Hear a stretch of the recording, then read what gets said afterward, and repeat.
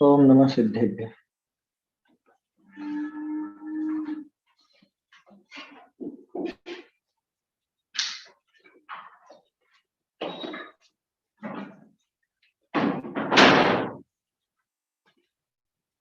कारुण्यमुक्कारं जनवरवसहस्रवर्धमानस्य दंसनमग्गमगोच्छामि जहाकन्नं समासेन।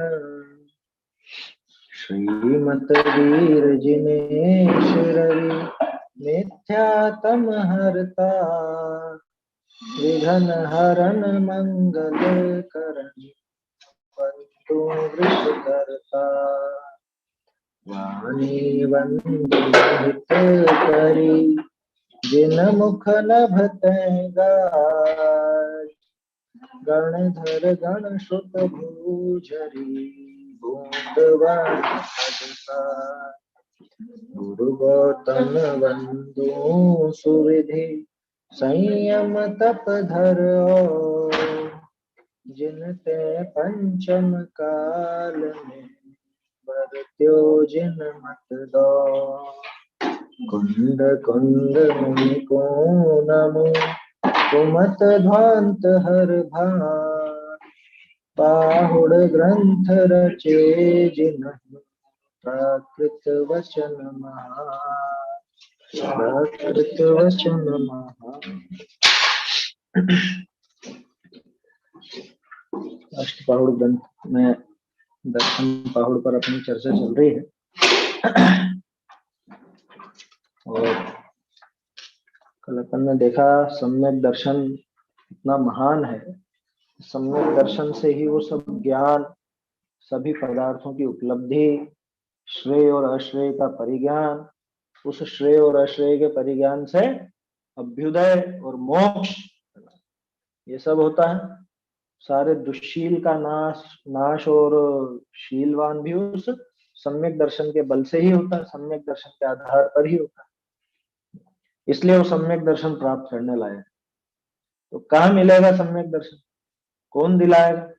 कि सम्यक दर्शन का एकमात्र उपाय अगर कोई है तो वो जिनवाणी है ना। भगवान की जो वाणी है, जिनेन्द्र देव की वाणी, वो ही वास्तव में सम्यक दर्शन का उपाय है। उसके बिना और कोई उपाय नहीं। कि साहब देव भी तो हैं, गुरु भी तो हैं, तो गुरु क्या कहेंगे बताओ? गुरु से भी तो उपदेश ही मिलेगा और देव से भी वो उपदेश ही मिलता है।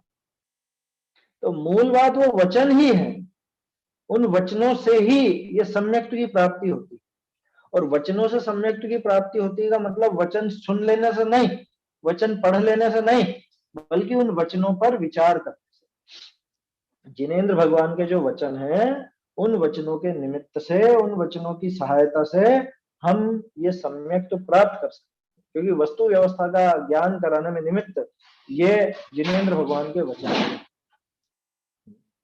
जिनेन्द्र भगवान के वचन वो औषधि हैं जो अनादिकाल से चले आ रहे इस मिथ्यात्व रूपी ज्वर को नष्ट कर, इस मिथ्यात्व रूपी विष के लिए वो क्या कहें, वो विष को हरण करने वाली जो औषधियां होती है ना, वैसी औषधि है। बहुत सुंदर गाथा है ये सबको याद होनी चाहिए। कल अपन ने गाथा देखी थी, इसका अर्थ और भावार्थ तो अभी देखना है अपने को। क्या कहा था कि ऐसा सम्यक तो जिन वचन से प्राप्त हो, इसलिए वे ही सर्व दुखों को हरने वाले हैं। आपको ध्यान हो, पहले सम्यक दर्शन के भेदों के संबंध में अपन ने चर्चा की थी। दो भेद बहुत प्रसिद्ध, कौन सा? अधिगमज और निसर्गज। तो उसमें अपन ने थोड़ी सी चर्चा की थी कि अधिगमज भी निसर्गज ही है और निसर्गज भी अधिगमज ही है वास्तव में। क्योंकि जिनको भी निसर्गज होता है वो निश्चित रूप से पहले पूर्व में देशना पाए हुए होते हैं, नहीं तो देशना लब्धि का काम ही नहीं रहेगा। देशना लब्धि नहीं बनेगी अगर वो। और देशना वो चीज है कि जिसके आधार पर आगे की लब्धियां चलती है। अगर देशना ना हो, जिनेन्द्र भगवान के वचन ना हो, वो जिन देशना नहीं मिले, तो वास्तव में इसको क्या क्या समझेगा, कैसे होगा बताओ? कैसे वो सम्यक दर्शन प्राप्त होगा? तो इसलिए ये जिन वचन ही हैं जिनके आधार से जीव सम्यक दर्शन प्राप्त करता है। ये जिन वचन ही है जिनके आधार पर ये जीव मिथ्यात्व का नाश करके और मोक्ष मार्ग में आगे बढ़ता। अगर सोचो सोचो, एक बार कल्पना करो, जिन वचन नहीं होते तो क्या बाकी रह जाता जैन दर्शन? जैन दर्शन तो रहता ही नहीं। दर्शन किसके आधार पर है? जैन धर्म में और क्या रह जाता? बाकी सारा का सारा जो क्रियाकांड है जो अन्य मतों में चलता है वैसा ही है। वैसे ही घंटे यहाँ बजते, वैसी ही पूजाएं यहाँ होती, वैसे ही यात्राएं यहाँ होती, वैसे ही दान। दान वहां भी पैसों का होता है, यहाँ भी पैसों का होता है। वहां भी कोई कोई द्रव्य लगा देते हैं, यहाँ भी कोई कोई द्रव्य लगा देते हैं। माने कौन सी क्रिया में अंतर दिखता है? आप कह सकते हो कि शास्त्र अभ्यास भी वहां भी होता है, यहाँ भी होता है, लेकिन शास्त्र अभ्यास कैसा होता है? वो वचन कौन से है? यहाँ तो अंतर आ जाता है ना, जिन वचनों में अंतर आ जाता है ना। समझ में आई बात? तो वो जो वचन है उन वचनों में अंतर आ जाता है, वो अन्य मत में ये वचन मिलेंगे ही नहीं। अन्य मत में ये मीमांसा, ये व्याख्या, ये बातें, छह द्रव्य सात तत्व आदि की वस्तु व्यवस्था की ये मिलने वाली नहीं। इसलिए ये जिन वचन ही एकमात्र ऐसी चीज है जो सम्यक दर्शन में बिल्कुल सबसे नजदीकी निमित्त। वैसे तो और बहुत से निमित्त आप गिना सकते हो, लेकिन इससे ज्यादा नजदीकी और कोई नहीं। और वो दूसरे भी निमित्त तभी बनते हैं जब ये जिन वचन गले उतरे। क्या? अगर ये जिन वचन इसके हृदय में नहीं उतरे तो दूसरे वो भगवान की प्रतिमा, भगवान के वो पंच कल्याणक और वो देवों की रिद्धि और वेदना और पता नहीं क्या क्या, वो सब काय के निमित्त बने? वो कैसे निमित्त बन जाएंगे अगर जिन वचन नहीं हो साथ में? इसलिए बाकी जो भी निमित्त बनते हो उनमें जिन वचन का रोल तो अहम है ही है। आया समझ? जिनेन्द्र भगवान के वचन, इनके बिना मोक्ष मार्ग का कोई भी निमित्त अधूरा है। मोक्ष मार्ग में जितने भी निमित्त बनते हो ना, वो सब निमित्त अधूरे हैं जिन वचनों के भी। कि जिनेन्द्र भगवान की प्रतिमा देख करके भी सम्यक दर्शन ले लेते हैं जीव। कैसे ले लेते हैं? जिसको जिन वचन ही प्राप्त नहीं हुए हो, जिनेन्द्र भगवान की वाणी से जिसने समझा ही नहीं हो कि ये प्रतिमा किसकी है, कौन है, क्या इनका स्वरूप है, उसको हो जाएगा सम्यक दर्शन? उसको कैसे प्राप्त होगा सम्यक दर्शन? ये विचार करो।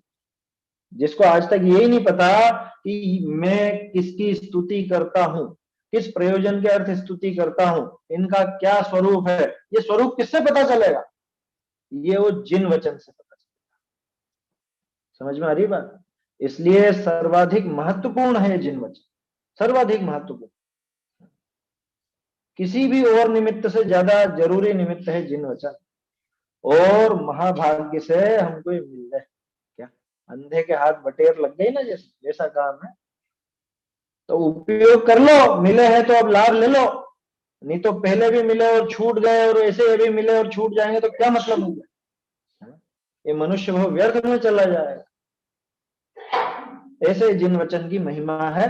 गाथा बोलते हैं एक बार अपन, फिर इसका और अर्थ समझते हैं। जिणवयणमो सहमिणम विषय सुहविरेयणम अमित भूदम जर मरण वाहि हरणम क्षय करणम सवदोखाणम जिणवयणमो सहमिणम विषय सुहविरेयणम अमित भूदम जर मरण वाहि हरणम क्षय करणम सवदोखाणम जिन वचन अमृत औषधि जर मरण व्याधि के हर विषय सुख के विरेचक सर्व दुख के क्षय करण। ये तो याद कर लो सभी। क्या? जिन वचन अमृत औषधि है, जिन वर्णम औसह मिणम। कल अर्थ देख लिया था वैसे तो अपन ने कि जिनेन्द्र भगवान के जो वचन है ये औसह औषध है, औषध औषधि है। किस चीज की औषधि है? विषय सुख विरेणम, और ये बच्चे ने खा लिया है? जहर खा लिया है इसने, कुछ कुछ खा लिया है ऐसा।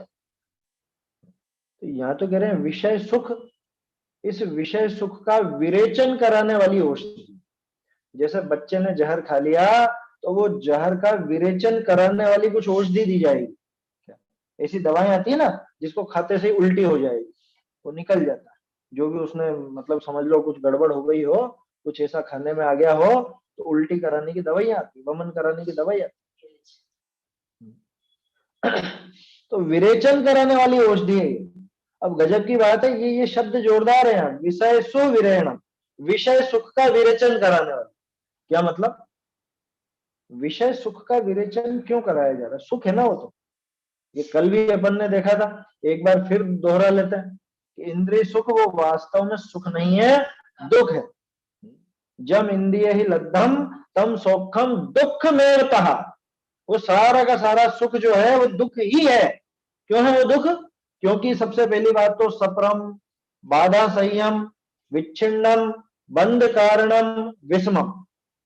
गाथा 76 है प्रवचन सार जी, बहुत बढ़िया अधिकार है, वो पढ़ना चाहिए सब। क्या प्रवचन सार जी का जो सुख अधिकार है लगभग 52 नंबर गाथा से शायद प्रारंभ होता है ना? उसके बाद से पढ़ना चाहिए, पूरा ही बहुत सुंदर ग्रंथ है प्रवचन सार जी, तो पढ़ना ही चाहिए। तो क्या दिक्कत है? विषय सुख में क्या समस्या? उस सुख को आप सुख क्यों नहीं कह रहे हो? यहाँ तो सुख तो कह ही रहे हो ना, उस सुख का विरेचन क्यों करा रहे हो? अगर वो सुख है तो विरेचन, कि ये तो व्यंग्य किया आचार्य है ना। दो अर्थ है इसके, एक तो व्यंग्य रूप में लेंगे अब। कैसा? अरे तुम जिसको सुख कहते हो ना, जैसे बोलते हैं ना आ गया मजा, है कुछ कुछ किसी के चोट लग जाए कि आ गया मजा, और कर मस्ती। बच्चा कुछ मस्ती कर रहा है और उसको चोट लग जाए तो क्या कहते हैं? आ गया मजा। तो मजा आया क्या उसको? मजा आया कि सजा मिली है? अब उस सजे को अपन क्या कहते हैं कि आ गया मजा। बस वैसे ही आचार्य देव कह रहे हैं ये जो विषय सुख है तुम्हारा, है जिसमें तुम परेशान होते आए हो अनादिकाल से, जो कि सपरम पर सहित है, माने उसका प्रतिपक्षी मौजूद है। बाधा सहित, हम बाधा आती है उसमें, अविकल रूप से कौन का भोग पाता है? रसगुल्ले कितने खा लोगे? 10-12 से ज्यादा तो कोई नहीं खा पाएगा, 10-12 भी बहुत होते हैं। क्या आया समझ में? और बस अब नहीं, अब नहीं, अब नहीं, बाधा आ गई। अब तो बाधा आ गई, अब दिक्कत आ गई। कोई भी भोग निर्बाध रूप से भोग नहीं पाता है। विषय भोगों का सुख ऐसा ही है, विषय भोगों से जो सुख मिलता है वो बाधा से। क्यों? क्योंकि उस भोग को भोगते हुए भी अंतर मुहूर्त तक एक जैसे भाव तो रहता नहीं, तो दूसरे भाव की बाधा आ जाती है। बाहर से किसी द्रव्य की बाधा ना आए, इसके स्वयं के भावों की बाधा आ जाती है। एक चीज भोगते भोगते दूसरी चीज की इच्छा होने लगती है, फिर कोई दूसरी हो जाती है ना। जब तक भोजन नहीं किया तब तक भोजन की इच्छा होती है। अब भोजन हो गया, उसके बाद क्या रहे, सौंफ इलायची, अब थोड़ा सोने की इच्छा, सो लिए तो अब कुछ और काम करने की इच्छा है, होता है ना। ये बाधाएं खड़ी होती है।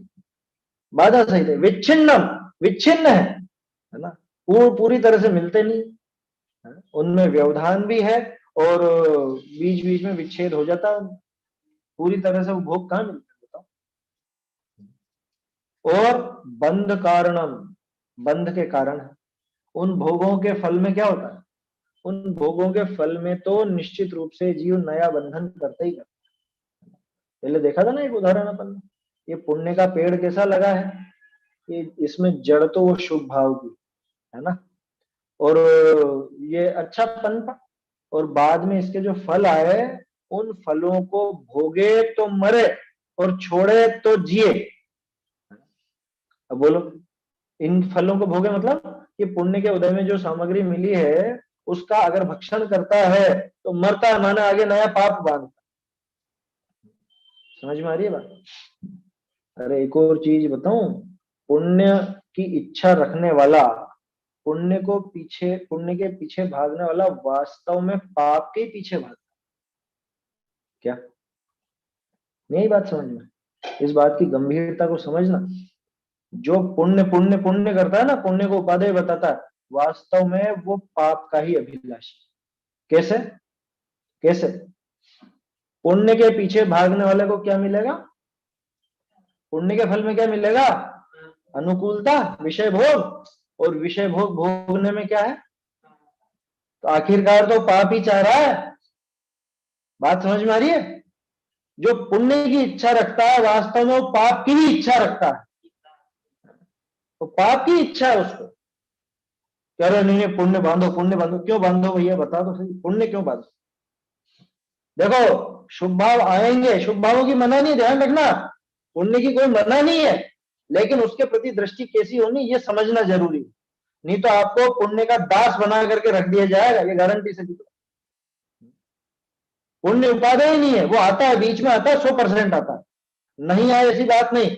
मोक्ष मार्ग में बीच में वो दशा आएगी कि जहां पुण्य के भाव होंगे, शुभ भाव होंगे, पुण्य बंधेगा भी सही, ये बुद्धि पूर्वक पुण्य में लगेगा, ये भी होगा, लेकिन वो पुण्य की इच्छा मत रखना, वो पुण्य को उपादेय मत समझ लेना।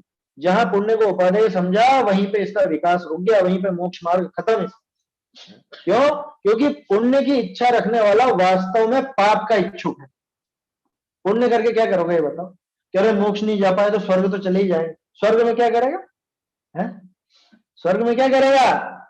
और विषय भोगी तो भोगेगा, या तो भोगेगा और या फिर वो वस्तुएं मिलेगी, तो वो वस्तुएं क्या चीज है? परिग्रह। और परिग्रह पाप में शामिल है या नहीं है? बात समझ में आ रही है? तो इसकी बारीकी को समझिए, है ना। जो आचार्य देव ने पुण्य और पाप को समान कह दिया, ऐसे ही नहीं कह दिया। अभी कुछ लोगों को बात हजम नहीं होती तो उल्टे सीधे तर्क देते रहते हैं, उल्टी सीधी बातें करते रहते। भाई पुण्य आता है, भूमि का अनुसार सहज आता है, उसकी मना नहीं, आएगा, है ना। और ये बुद्धि पूर्वक पाप से बचने के लिए पुण्य में भी लगेगा, क्योंकि हमेशा शुद्ध भाव तो होता नहीं, शुद्धोपयोग में लीन हो नहीं पाता हमेशा। तो वो शुभ भाव अशुभ भाव से बचने के लिए ज्ञानी जीव को भी शुभ भाव आता है, लेकिन वो उसको उपादेय नहीं समझता, वो उपादेय नहीं। और उससे जो सुख मान ले रहे, उसने तो वास्तव में पाप में सुख माना, ये पक्का मान। बारीकी समझ में आई इस बात की? ये पुण्य भी तो वास्तव में पाप, पुण्य का इच्छुक जीव, हाँ पुण्य भी तो पाप पुण्य भी तो पाप है, हाँ स्पष्ट। पुण्य के फल में अनंत अगर पद, कोई क्या कह रहा है? पुण्य के फल में अनंत पद मिलता है ना, ऐसी चर्चा रहती है। पुण्य के फल में अरहंत पद मिलता हो तो फिर आप ले आओ। पुण्य के फल में अरहंत पद नहीं मिलता है, वो गाथा ढंग से पढ़िए। वो जो अरहंत दशा में बाहर में सारी चीजें मिलती, प्रवचन सारी चीज आता है, पुण्य फल अरहंत, जो आप कह रहे हो ना, पुण्य के फल में अरहंत पद मिलता है। पुण्य के फल में अरहंत होते हैं तो शुद्धोपयोग का क्या काम? वो मुनिराज पुण्य पुण्य क्यों नहीं करे बुद्धि पूर्वक? वो 7वें गुण स्थान से क्यों बुद्धि पूर्वक हो गया वो पुण्य? बुद्धि पूर्वक शुद्धोपयोग क्यों हो गया? अगर पुण्य के फल में अरहंत दशा मिले तो बस पुण्य करता रहो। आत्मा जाने नहीं पर पुण्य ही करता रहे, क्यों लिख दी फिर इसी गाथा? अशुभ भाव से बचने हेतु ज्ञानी को शुभ आता, किंतु वे उसके कर्ता नहीं होते, रहते उसके ज्ञाता। तो पुण्य की मना नहीं है, पुण्य होगा, भूमि का अनुसार आएगा ही आएगा, नहीं तो कहां जाएगा ये? भाई शुद्धोपयोग नहीं होगा और पुण्य भी नहीं, मतलब शुभ भाव भी नहीं होगा तो अशुभ में जाएगा।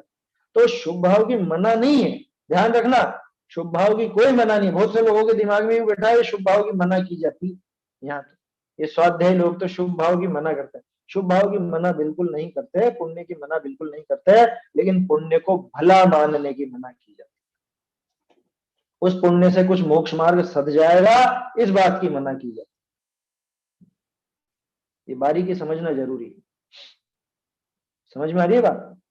तो वो जो विषय के सुख है, ये पुण्य की बात तो विषय सुख की वजह से आ गई, क्योंकि ये पुण्य के फल है ना। अब बोलो वो विषय सुख जो है वो कैसे है कि सप्रम बाधा संयम, वो गाथा तो देख लीजिए। तो विषय सुख कैसे है वास्तव में? जब इंद्रिय ही लब्धम, जो इंद्रियों से प्राप्त होते हैं, तम सुखम दुख में तहा, वो सुख तो वास्तव में दुख ही है। क्यों दुख है? क्योंकि वो सफर है, वो बाधा सहित है, विच्छिन्न है, दुख का कारण है, बंध का कारण है, विषम है। हाँ, इंद्रिय सुख सुख नहीं दुख है, विषम बाधा सहित, ये उसी का अनुवाद, ये उसी गाथा का अनुवाद है, 76वीं गाथा प्रवचन सार जी। ठीक है, तो ऐसा सुख भरा हुआ है अंदर में। जहर भरा हुआ था ना अंदर में, उस जहर को निकालने के लिए विरेचन वाली दवाई लानी है। अब ये सुख भरा हुआ है अंदर में, तो जब तक इसको सुख मान रखा है, अथवा जब तक ये इसकी लिप्सा बैठी है, तब तक इसको मोक्ष मार्ग कैसे, तब तक इसको असली सुख का स्वाद कैसे आएगा, असली सुख कैसे जाना जाएगा? नहीं जान सकता। तो विषय सुख विरयणम, अतीन्द्रिय सुख को स्थान तो तब मिलेगा कि जब ये विषयों के सुख, मतलब वो विषय भोगों को सुख मानना छोड़े। अब इसने तो इन विषय भोगों को ही सुख मान रखा है, उसी को अंदर में ग्रहण कर रखा है, तो उस जहर को बाहर निकालने के लिए ये जिन वचन औषधि के समान है। ये जिन वचन रूपी औषधि उस विषय सुख का तो विरेचन कराती है और अतीन्द्रिय सुख की स्थापना। समझ में आ रही है बात? कैसा है ये? अमित भूतम, अमृत, अमृत, जिनवाणी अमृत रसाल। क्या जिनवाणी को तो अमृत की उपमा दी जाती है। अरे देखो, अमृत की तो पूरी बातें ही बातें हैं, किसने देखा आज तक अमृत? लेकिन जिनवाणी तो वास्तविक है ना, जिनवाणी वास्तव में अमृत है। जगत में अगर कोई अमृत नजर आया आज तक तो ये जिनवाणी। इसके अलावा कोई अमृत देखा हो तो बता दो। है अमृत नाम का कोई पदार्थ कहीं पे मिलता, वो एक अमृत धारा आती है तो वो है क्या अमृत? उसको अमृत कहते हैं क्या? वो तो एक औषधि है सामान्य सी, जी घबराना वगैरह में शायद काम आती, क्या। तो अमित भूतम, अमृत भूत है ये जिनवाणी अमृत भूत। जिसने इसका रसपान किया, जिसने जिनवाणी को पिया, ये औषधि ली, वो वास्तव में अमर हो गया, असल में अमर हो गया। देव तो कहने के अमर है, देवों का एक नाम है अमर, पर्यायवाची है देव का अमर, लेकिन देव भी तो मरते हैं, उनकी भी तो आयु पूरी होती। तो जगत में कोई अगर अमर है तो वो एकमात्र सिद्ध परमेश्वर, सिद्ध भगवान है ना। और जो भी ये जिन वचनों का आश्रय लेता है, ये जिन वचन रूपी औषधि का सेवन करता है, वो वास्तव में अमर हो जाता है। इसलिए जिनवाणी अमृत, जन्म जरा मरण का नाश कर देने वाली, इसलिए अमृत है, अमृत भूत है ये। ऐसी औषधि है कि उस सारे विषय सुख को, माने उन विषय भोगों की लिप्सा को और वो विषय भोगों में सुख मानने की मान्यता को, उस सबको ये निकाल फेंकती है और अतीन्द्रिय सुख, अतीन्द्रिय अनंत सुख जो अपना स्वभाव है, उसकी स्थापना करती है। भाई भोजन टिक नहीं रहा है अंदर इसके वो जहर है ना, और जहर की वजह से भोजन तो टिक ही नहीं रहा, गड़बड़ है। तो उस जहर को पहले बाहर निकालो, तब जाकर के ये जो भी आपके पदार्थ हैं, जो भी पोषक पदार्थ हैं, वो पोषक पदार्थ अंदर टिक पाए। अगर शरीर को उन पोषक पदार्थों को ग्रहण करना है तो पहले उस विष को बाहर निकालना पड़ेगा, और वो विष बाहर एक ही विधि से निकलेगा, वो जिन वचनों का अभ्यास। ये जिनेंद्र भगवान के वचन है, ये अमृत के समान है, अमृत जैसे है, सारा का सारा जहर बाहर निकाल देते। और क्या कहा? जर मरण वाही हरणम, जर और मरण, जन्म क्यों नहीं लिया? यार वो गाथा के अनुरोध से एक शब्द कम हुआ, कोई दिक्कत नहीं है, तो जरा और मरण में वो भी शामिल है। और वैसे भी जन्म किसको कहा था? आत्मानुशासन में जन्म किसको कहा था? है? एक मरण से दूसरे मरण की प्राप्ति कराने वाला साधन है वो जन्म। आया समझ? इधर मरा, अब दूसरी जगह मरना है इसको, तो कौन लेके जाएगा वहां तक? ये जन्म लेकर के जाएगा। तो वो तो मरण ही है, और क्या है? जीव का जो जन्म हुआ है वो निरंतर मरण ही तो हो रहा है उसका, जब तक पूरी तरह, मतलब ये आयु पूरी समाप्त होकर के शरीर नहीं छूट जाए, वो असली मरण, उस मरण तक ले जाने वाला ये जन्म ही तो है। काउंटिंग चलती है ना, 1 2 3 4 100 तक जाना, क्या 100 पे आयु खत्म होएगी? अब ये जन्मदिन मना रहा, आज पहला जन्मदिन, आज दूसरा जन्मदिन, आज तीसरा जन्मदिन, ये मरण आता जा रहा है नजदीक लगातार। समझ में आ रही है बात? जर मरण वाही हरणम, जरा और मरण रूपी व्याधि को हरण करने वाला ऐसा अमृत है जिनवाणी। और क्षय करणम, क्षय करने वाला किसका? सर्व दुखाणम, सारे ही दुखों का क्षय करने वाली ऐसी अमृत औषधि है ये, अमृत औषधि।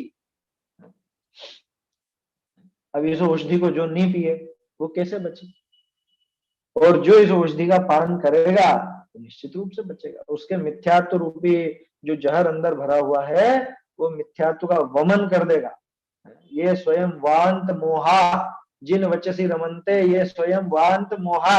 अमृत चंद्राचार्य ने, जो जिन वचनों में रमते हैं उनका वो मोह स्वयं ही वमन हो जाता, उसका वमन हो जाता। यहीं से तो लिया उन्होंने।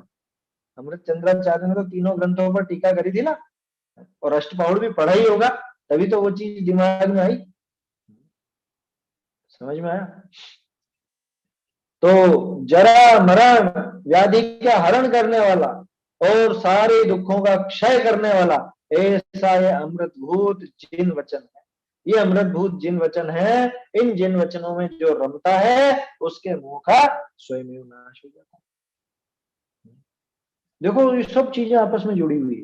वो प्रवचन साहब जी की 86वीं गाथा, पहले 80वीं गाथा।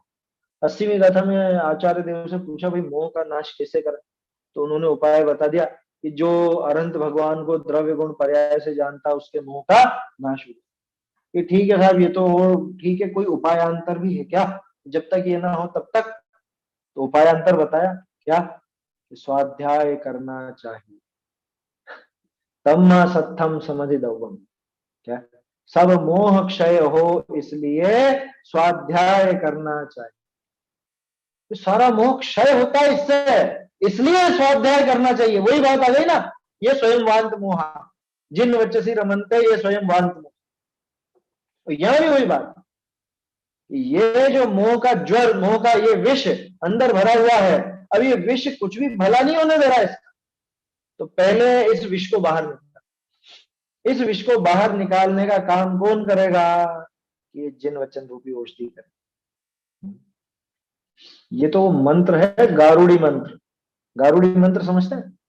सांप का जहर चढ़ गया हो ना, तो उसको गारुड़ी मंत्र सुनाया जाता है, उस मंत्र से धीरे धीरे जहर उतरने लगता है, ऐसा कहते हैं। और ऐसा देखने में भी, सुनने में आता है कि वो फोन पे ही उन्होंने वो मंत्र सुनाया और उसके जहर उतर, ऐसा सुनने में आता है।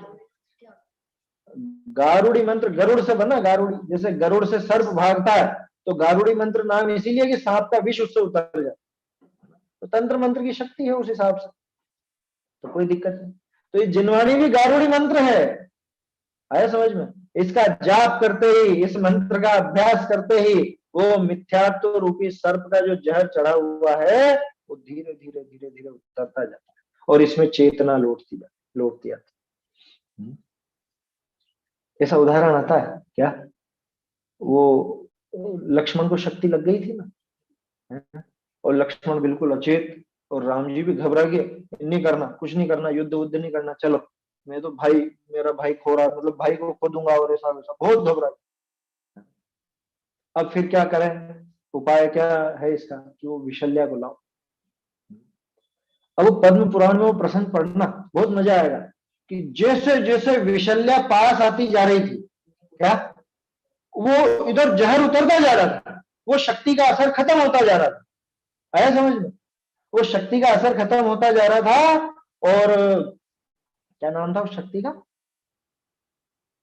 वो जो भी उसका नाम था, और जैसे वो विशल्या एकदम नजदीक आई, वो शक्ति निकल करके भागी, तो हनुमान जी ने पकड़ लिया उसको, उस शक्ति को पकड़ लिया हनुमान जी ने। ऐसा प्रसंग है वहां पर।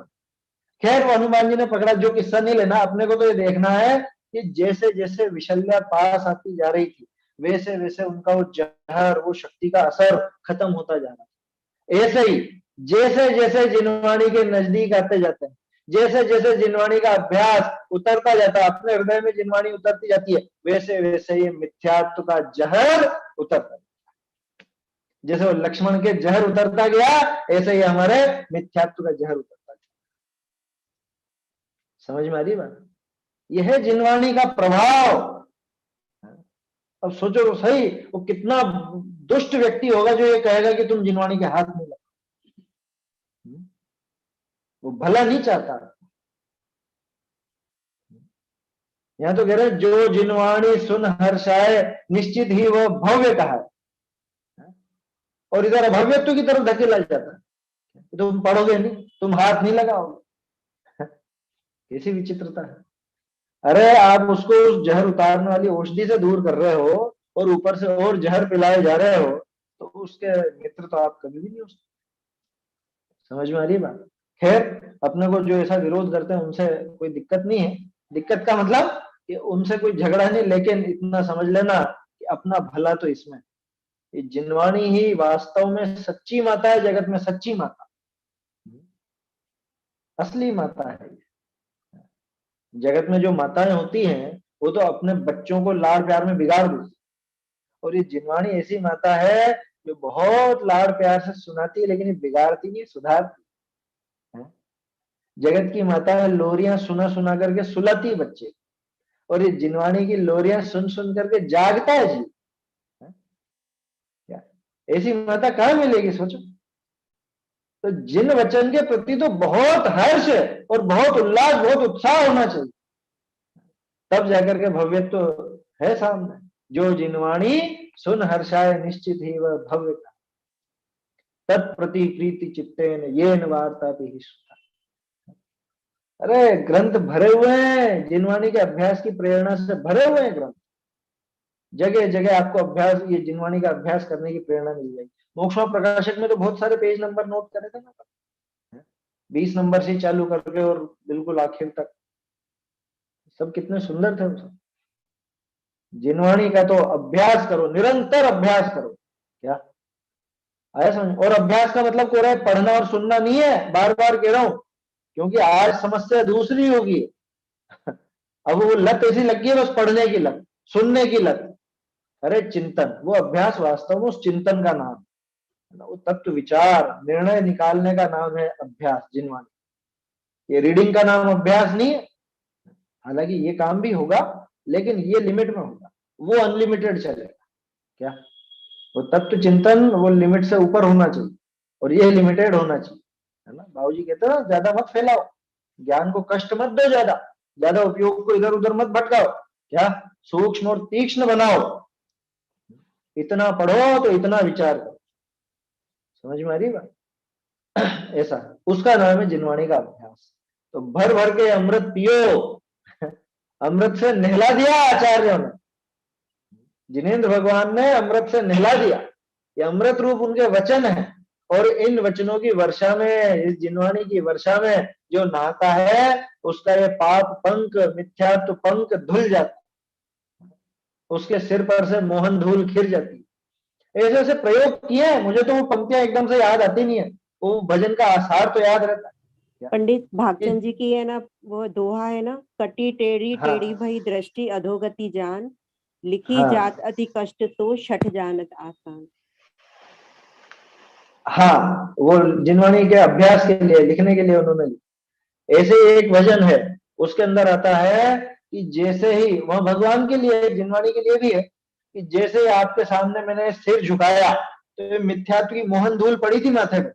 आज तक तो मिथ्यात्व की मोहन धूल पड़ी थी, और जैसे ही आपके सामने सिर झुकाया, वो धूल खिर गई, माने वो मिथ्यात्व चला गया। और अभी भागचंद जी की जो अपन स्तुतियां बोल रहे हैं साल भर से, उनमें बहुत सी स्तुतियों में आपने यही देखा होगा, वो जिनवाणी को वर्षा की तरह ही बताता है, और सारी की सारी मोहन धूल दब गई, और ऐसा हो गया और वैसा हो गया, बहुत सारी। ये मोहन धूल वाली स्तुति भी करी थी अपन ने, जिनवाणी मोहन धूल। मोहन धूल वाली है, मुझे अब शब्द याद नहीं आ रहे हैं। मेघ घटासम श्री जिनवाणी में था शायद, है ना। हाँ, मेघ घटासम श्री जिनवाणी। हाँ, अरे बहुत, मतलब उनको महिमा आई तभी तो लिखा ना। तो वास्तव में जिनवाणी अमृत जैसी, अमृत जैसी, जितनी उपमाएं तो उतनी कम है। क्या? क्योंकि जगत में इतने उत्कृष्ट पदार्थ है कहाँ जिनकी उपमा दी जा सकती जिनवाणी को। देखो गाथा बहुत सुंदर है ये तो बिल्कुल याद हो जानी चाहिए रटवा। ये जिनवाणी तो अमृत रूप, मतलब अमृत जैसी औषधि, मोह का विरेचन कराने वाली, विषय सुख का विरेचन कराने, विषय सुख का विरेचन कर रहे हैं, तो विषय सुख छुड़ा रहे हैं हमारे सारे के सारे, हैं विषय भोगों को छुड़ा रहे हैं। अरे तुझे असली सुख चखाएंगे यहाँ, ये तू क्या नकली सुख को सुख माने बैठा है। समझ में आई बात? जैसे वो अन्य मत में द्रोण का किस्सा आता है ना, कि बचपन में उसको आटा घोल के दे देते और दूध के पिला देते। क्या अन्य मत में है, अपने नहीं है ऐसा? वहां आता है कि वो आटा घोल के और झूठ बोल देता है कि दूध है, दूध है, और वो समझता है कि मैं तो दूध पी रहा हूं। अरे असली दूध अब चखाया जाएगा तू, ये छोड़ और ये चख असली। समझ में आ रही है बात? खूब उदाहरण है, खूब क्या कहें। ये तो जिनवाणी की तो जितनी महिमा आए उतनी कम है, आनी चाहिए, हृदय से महिमा आनी चाहिए। और जो जीव जैन कुल में पैदा होकर के जिनवाणी का अभ्यास नहीं करता है, वो समझ लो अपना आखिरी मनुष्य भाव जी रहा है, आगे मिलने वाला नहीं है उसको, जैन कुल मिलने वाला नहीं है, ये पक्का मान। क्या जिसको जैन पना मिल गया, लेकिन जैन पना मिलने के बाद भी और तो सब क्रियाकांड में उलझ गया, लेकिन जिनवाणी सुनने का, जिनवाणी पढ़ने का, उसका अभ्यास का अगर समय नहीं निकालता है तो मनुष्य भाव व्यर्थ में गंवाता है, उसके कुछ भी पुण्य काम आने वाला नहीं।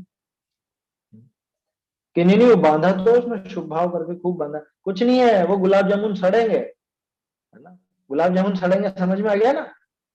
100 किलो मिल गया गुलाब जामुन और आज ही मिले हैं, क्या भोग नहीं सकोगे, और खाने पड़ेंगे वो सड़े हुए, क्योंकि थोड़े दिन बाद तो सड़ नहीं सकते, एक साथ भोग नहीं सकते, तो गुलाब जामुन सड़ जाएंगे, वो पुण्य पलट करके पाप प्रकृति रूप हो जाए, क्योंकि प्रकृतियां तो बंधी रहेंगी, प्रकृतियां कहां जाएंगी। लेकिन अब वो निगोद पहुंच गया तो अब ये पुण्य तो मिलना नहीं, तो क्या होगा कि फिर वो पुण्य पलट करके पाप रूप हो जाए। तो अगर उस पुण्य को सड़ाना नहीं चाहते हो तो उसमें जिनेंद्र भगवान के वचनों का अभ्यास शामिल, तब जाके उस पुण्य को भी सही ढंग से भोग पाओगे, नहीं तो सड़ा हुआ ही मिलेगा।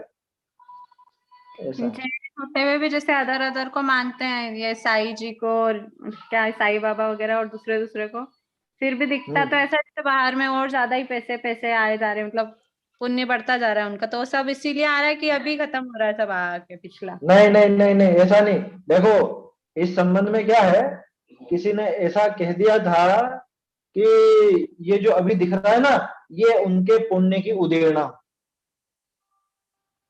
ऐसा किसी ने कह दिया और वो बहुत प्रचलन में हो गई बात, वो चल पड़ी बात, वो बिल्कुल सिद्धांत विरुद्ध बात है। पाप करते करते कभी पुण्य की उदीर्णा नहीं होती, ध्यान रखना, ये नियम है, आया समझ में, सिद्धांत का नियम है। पाप करते करते पुण्य की उदीर्णा नहीं होती। अरे लहसन खाते खाते अमृत की डकार आएगी क्या? पुण्य की उदीर्णा, क्या कह रहे हैं आप? पुण्य की उदीर्णा का मतलब, उदीर्णा का मतलब होता है कि छप्पर फाड़ करके एक साथ आ जाए, आना तो था बाद में लेकिन अभी आ गया, है ना, कर्म बंधा था, इसको यूं समझिए, है ना, वैसे पहले करिए चर्चा अपन ने।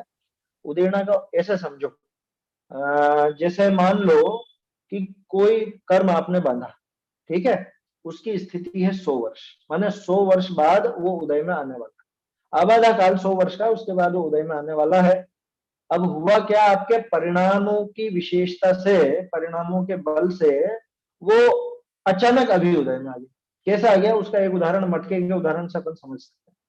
जैसे एक मटका है, मटका भरते हैं गर्मियों में अपन, उसमें आपको ध्यान हो तो नीचे बूंद बूंद टपकता ही है।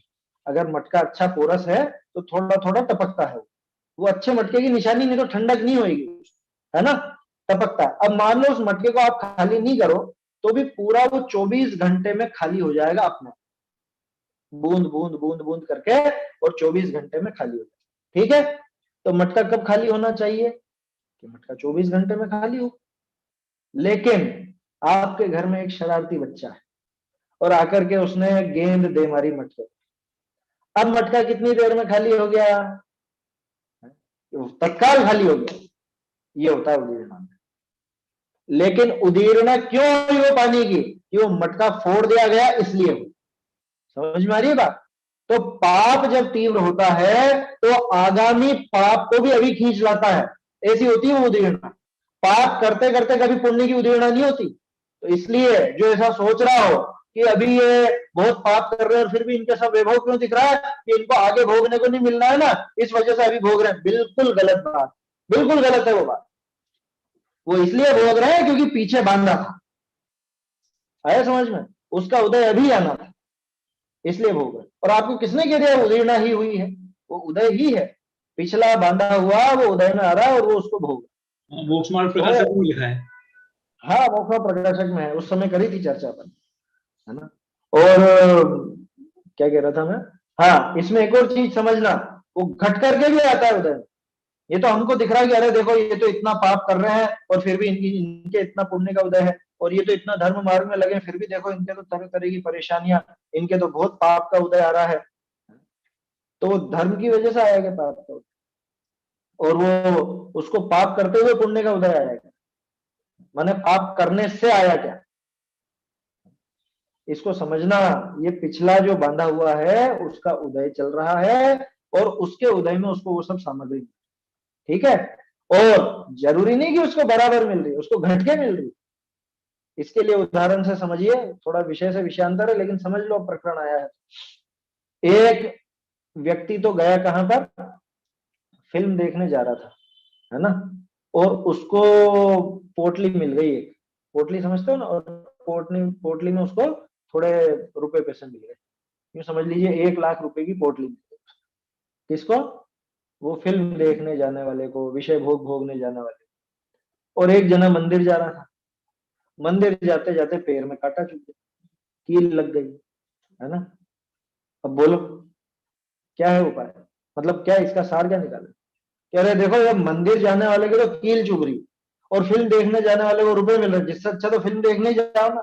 कह रहे मूर्ख, इसको तो राज्य मिलने वाला था, और ये इसके भावों से घट करके सिर्फ 1 लाख रुपए जितने, और इसका पैर कटने वाला था, इसको फांसी की सजा होने वाली थी, इसको सिर्फ अभी पैर में कील घुस करके या कांटा लग करके, इतना मात्र काम। तो ये होता उत्कर्षण अपकर्षण, है ना।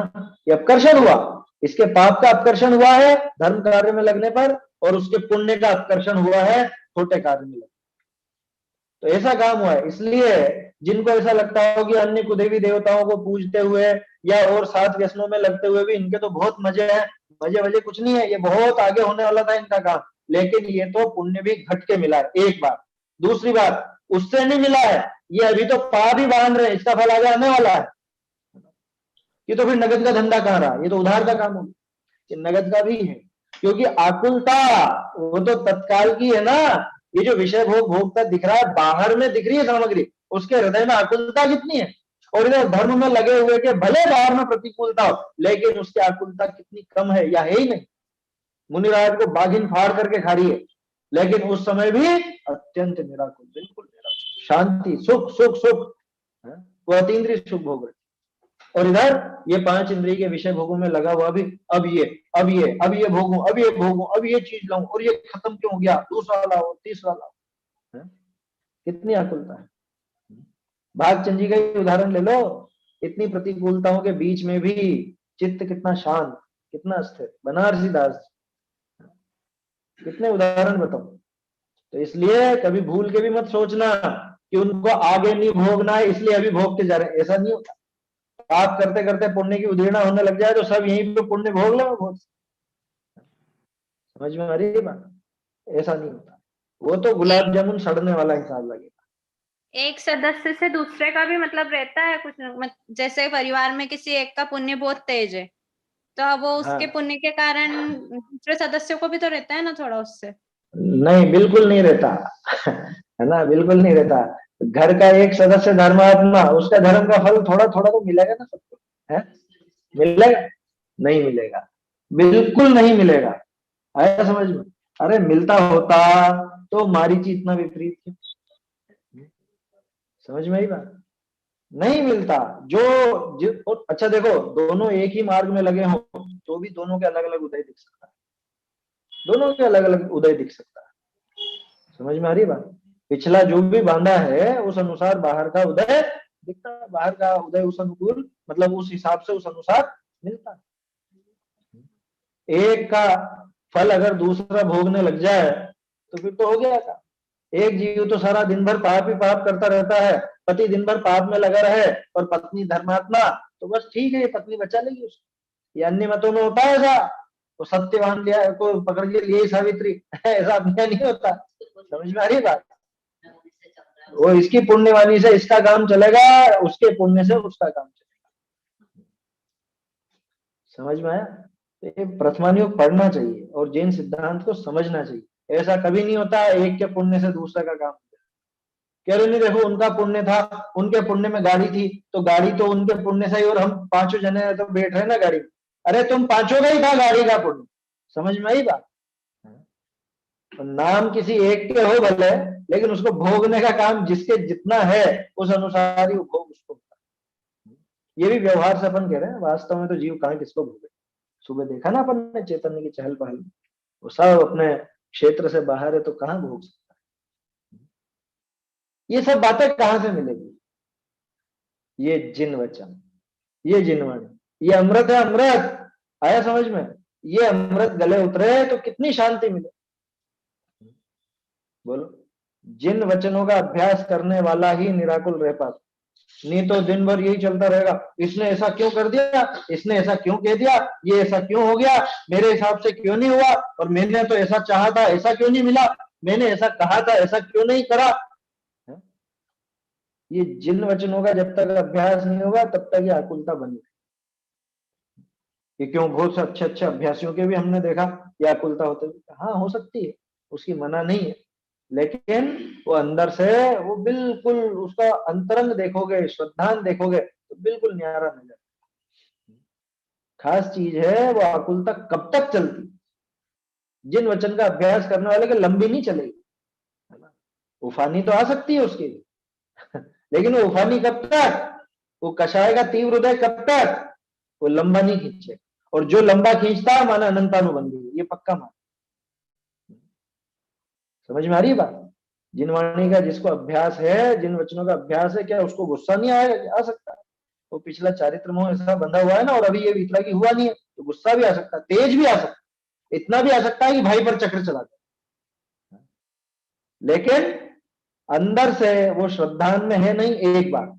दूसरी बात कि वो उस गुस्से को लंबा नहीं खींच सकता, क्योंकि इधर ये तत्व ज्ञान अपना असर दिखाता है। जैसे इधर से ये कषाय का उद्वेग होता है, कषाय का एक समझ लो ज्वर उठता है, वैसे ही ये तत्व ज्ञान उसको दबाने लगता है, उसे दबा देता है ना। अरे दूध एकदम से उफनता है और आपने ऐसे छींटे मारे, क्या होता है? तो ये तत्व ज्ञान के छींटों से बैठ जाता है वो जो क्रोध की उफानी आई है, वो जो कषायों की उफानी आई है, वो तो तत्व ज्ञान के जरा से छींटों से अब जो वो तत्व ज्ञान को पी करके बैठा है अंदर में, उसके तो वो उफानी भी नजर नहीं आएगी एकाएक। एकाएक क्यों कह रहा हूँ? क्योंकि पिछला भी चारित्र मोह का उदय हो ना, तो कदाचित किसी के दिख जाए, लेकिन बहुत लंबा असर नहीं दिखा सकता, बहुत लंबा नहीं दिखा सकता। इसलिए जो जिन वचनों का अभ्यास करता रहेगा, जो जिन वचनों के नजदीक रहेगा, उसको तो वास्तव में ये जो भी परेशानियां हैं, जो भी आकुलताएं हैं जगत की, वो कुछ भी उस पर असर नहीं डालेगी, वो अप्रभावित रहेगी। ऐसा है। तो ऐसा ये गजब की अमृतमय औषधि है ये, इस औषधि का निरंतर सेवन करना चाहिए। देखो समय तो हो गया, अभी अर्थ और भावार्थ देखना था, वो आज भी नहीं हो पाया था। ये तो गाथा बहुत सुंदर है, ये गाथा सबको रटवा होनी चाहिए, बिल्कुल मुंह जवानी क्या। और जिनवाणी की महिमा इतनी होनी चाहिए कि दिन में मतलब जैसे ही मौका मिले तो तत्व विचार चले, जो अभ्यास करे वो विचार चले, जिनवाणी के प्रति इतनी लगन, इतनी रुचि हो, तब तो काम बने। गुरुदेव कहते थे 2-4 कलाक स्वाध्याय है, आया समझ में? अरे 2-4 घंटे की वो स्वाध्याय रीडिंग नहीं, वो उसका अभ्यास निरंतर, उसका चिंतन, निर्णय तक पहुंचने की वो कला चले इसकी, निर्णय निकाले। कोरा रीडिंग नहीं, या सुनना नहीं। ये तो लगा लेते हैं अब तो टेप इसमें मोबाइल में चालू करके रख लेते हैं, दिन भर चलता रहता 24 घंटे तो कुछ तो और होशियार, स्पीड तेज कर दे तो 24 घंटे में 30 घंटे की सुन ले क्या। ये बाबूजी तो बहुत धीरे बोलते, तो उनका तो 1.5 पे चला दो या 2 पॉइंट पे चला दो, डबल करके स्पीड। क्या 1 मिनट में 2 मिनट का सुनेंगे तो ये आधे घंटे में हो जाएगा 1 घंटे का प्रवचन। ऐसे ऐसे भी है होशियार बहुत। क्या सुन लिया हमने, सुन लिया। बहुत से ऐसे होशियार होते हैं कि 1 घंटे का प्रवचन, एक काम करो बस आगे आगे करते जाओ, फटाफट फटाफट आगे आगे करते जाओ, सुन लिया हो गया। ये तुझे उतरने वाली नहीं, जरा सी भी नहीं उतरनी। वो फिल्म है, वो टीवी सीरियल, वो क्या आगे कर करके देखते हो हैं? और जिनवाणी की बात आगे कर करके हैं? कह रहे अभी इसको बहुत लंबा खींचेंगे, आगे बढ़ाओ थोड़ा सा आगे बढ़ाओ तुझे उतरने वाली नहीं है, ये पद्धति नहीं है जिनवाणी की, अभिनय है, पाप है। आया समझ में? इसलिए बहुत विनय से और बहुत प्रेम रखना जिनवाणी के लिए। हृदय में इतनी रुचि होनी चाहिए कि जगत में इससे बढ़कर और कोई वस्तु है नहीं। जगत में हमारे दुखों का नाश करने वाला आज अगर कोई मौजूद है, इस पंचम काल में कोई है तो ये जिनवाणी। ये जिनवाणी के अलावा और कोई नहीं है सहारा। जिन वचन ही है शरण, ऐसा समझना। क्या यही काम आएंगे, और कुछ काम आने वाला नहीं। आप जितने चाहो क्रिया कांड कर लो, चाहे जितने अभिषेक करो, चाहे जितनी पूजाएं करो, चाहे जितनी शांति धाराएं कर लो, चाहे जितने यात्राएं कर लो, चाहे जितना कुछ भी कर लो, तो कुछ भी काम आने वाला नहीं है। उनका सार भी इसी से निकलता, इसके बिना कहां से समझोगे उनका अर्थ। इसलिए ये जिन वचन अमृत औषधि है, अमृत औषधि, इस औषधि का निरंतर हमको पान करना चाहिए, है ना। अर्थ और भावार्थ अपन कल देखेंगे, गाथा बोल लेते हैं एक बार। जिणवयण मोसहमिणम विषय सुह विरेयणम अमित भूदम जर मरण वाहि हरणम भय करणम सौवदो खाणम। जिन वचन अमृत औषधि जर मरण व्याधि के हरण हर विषय सुख के विरेचक हैं सर्व दुख के क्षय करण। चैतन्य का स्मरण प्रतिक्षण ही करो रे भव के अनंत दुख को क्षण में हरो रे। अक्षय अनंत निज सौख्य निधान पाओ गाओ अरे नित इसी के गीत गाओ।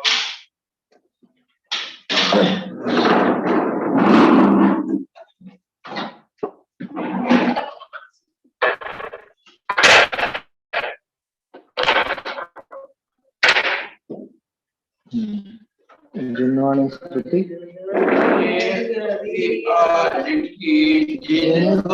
श्रवण पड़ी तत्व प्रतीति भई अब मेरे मिथ्या दृष्टि करी।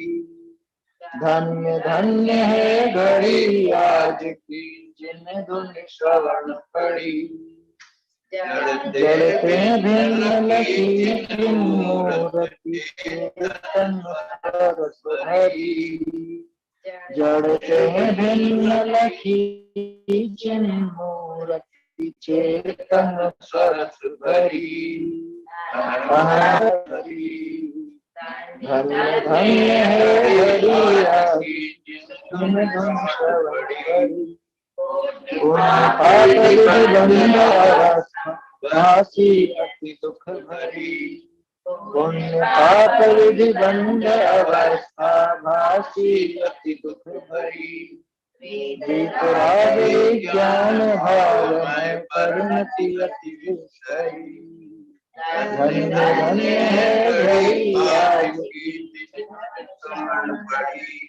चाह राह नसीब रसी पुनि समता में गई। चाह राह नसीब रसी पुनि समता में गई। गाड़ी निराकुल पद भाग चंदन। धन्य धन्य है घड़ी आज जिन धुन श्रवण करी। तत्व प्रतीति भई अब मेरे मिथ्या दृष्टि